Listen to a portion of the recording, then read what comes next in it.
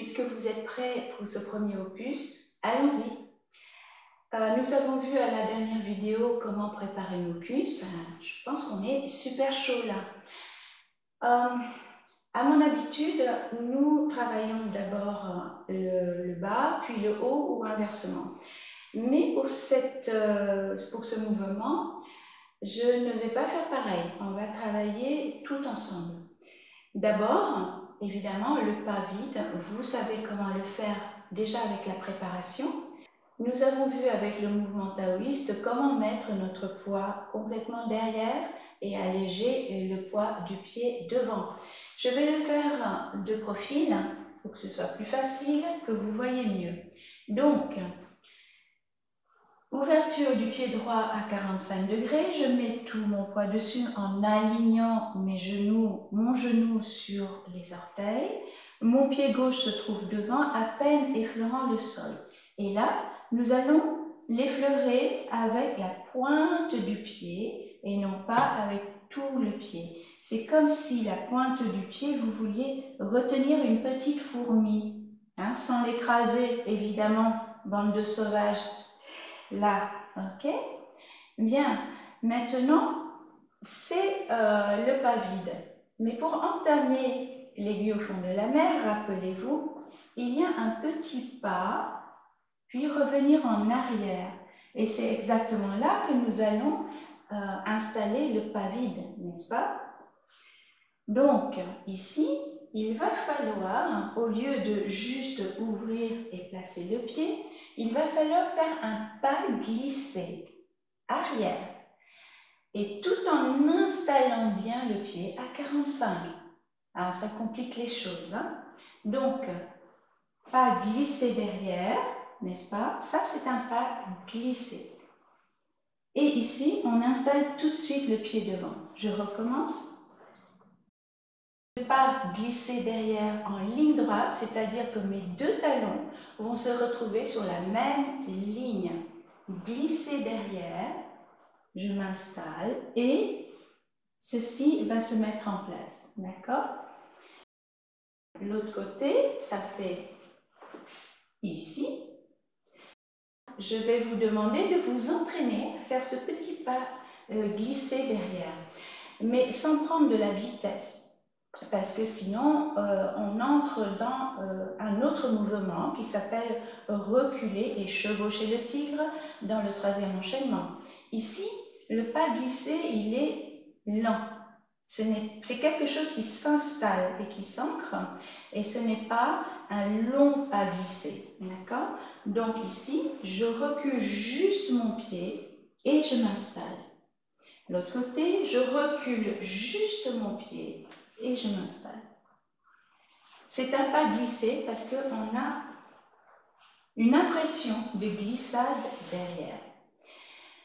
Alors au niveau des bras, j'avais dit qu'on travaillait les deux. Vous allez, s'il vous plaît, reprendre votre petit bâton qui vous a servi comme treuil, pardon, comme tuteur à votre mouvement taoïste. Et voilà ce que vous allez faire. Puisqu'on travaille tout seul et qu'on n'a pas de partenaire, il faut bien inventer des subterfuges. Vous allez, s'il vous plaît, placer ce bâton devant votre poitrine, comme ceci, d'accord? Voilà. Là, le plus droit possible. Bon, évidemment, si vous avez un miroir, c'est très bien, mais sinon, le plus droit possible. Avec votre main gauche, vous allez l'attraper au plus loin. Donc, ici, main gauche, je l'attrape au plus loin. D'accord? Du coup, je lâche l'autre main. Ici, il faudrait que le bâton soit exactement vers votre sternum, ici. Et au plus loin. Bien. Vous allez faire votre petit pas glissé. Petit, d'accord? Pas long. Donc, je place mon pied et je m'en vais derrière. Jusque là, regardez, je place mon pied, poids arrière, et je soulage tout le poids gauche, le pied gauche. Bien. Maintenant, avec la main droite, qu'est-ce qu'on fait? On va simuler, en fait, vous l'avez bien compris, on simule une attaque directe vers votre poitrine. Cette simulation est représentée par ce bâton. Donc ce bâton entre dans votre espace vital. Le truc, c'est dès que vous allez reculer, vous allez mettre la main, le dos de la main, l'autre côté du bâton. Regardez, ici, vous voyez, là. Voilà, ici. Et l'amener derrière. Alors, évidemment, ne faites pas comme moi, portez pas de jolis colliers. Pour cet exercice, vous risquez d'avoir des soucis. Bien, on recommence. Ici, là, le plus loin possible, je vais reculer, placer mon pied et amener, vous voyez, le bâton, il a fait ça. J'amène ma main vers moi, pas l'écarter, mais juste vers moi pour que le bâton change d'axe, c'est-à-dire qu'il ne va plus dans mon espace vital, mais derrière. D'accord? Sur le côté, sur ce côté-ci peut-être, ce sera plus facile à voir. Je place ma main ici à l'intérieur, le dos à l'intérieur du bâton. Je recule et regardez ici. Vous voyez? Là, le bâton, c'est-à-dire l'attaque, va aller derrière moi. Il n'est plus en menace. Donc l'autre côté, ici,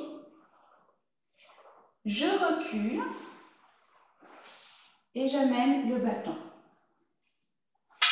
Ici, je recule et j'amène le bâton derrière. Voilà. Donc sans le bâton, qu'est-ce que ça nous donne? Ici, voilà, ça nous donne ceci. L'autre main, elle va rester où elle est. Ici. Là. Et là.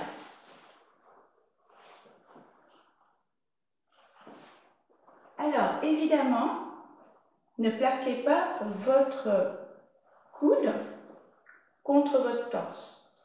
Laissez respirer. Dans les applications martiales, vous comprenez évidemment que c'est plus facile de réagir et de s'adapter lorsque on est souple et ouvert. Lorsqu'on est fermé, eh bien, il est très difficile de s'adapter aux changements que propose l'adversaire ou le partenaire. Alors que si vous êtes ouvert, alors vous pouvez faire beaucoup de choses. Donc là, pareil, lorsque vous allez derrière, ne fermez pas évidemment votre coude. Ouvrez-le. Ici. Ouvrez-le. Et la main, ne l'amenez pas trop derrière.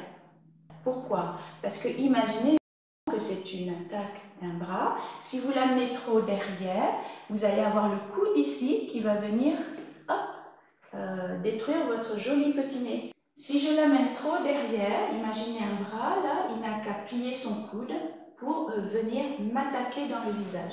Donc le truc, c'est de s'arrêter là, au niveau de votre joue.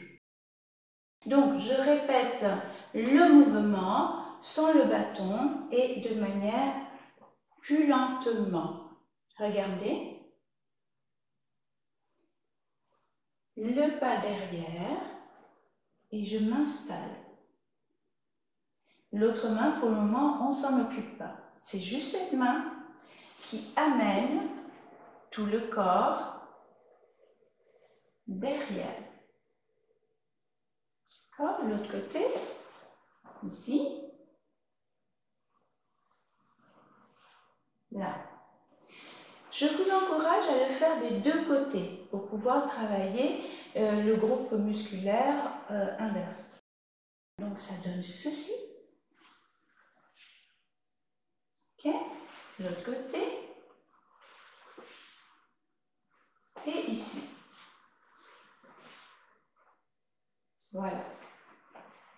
Déjà, ça c'est pas mal. Maintenant, essayez, lorsque vous avez fini ce mouvement,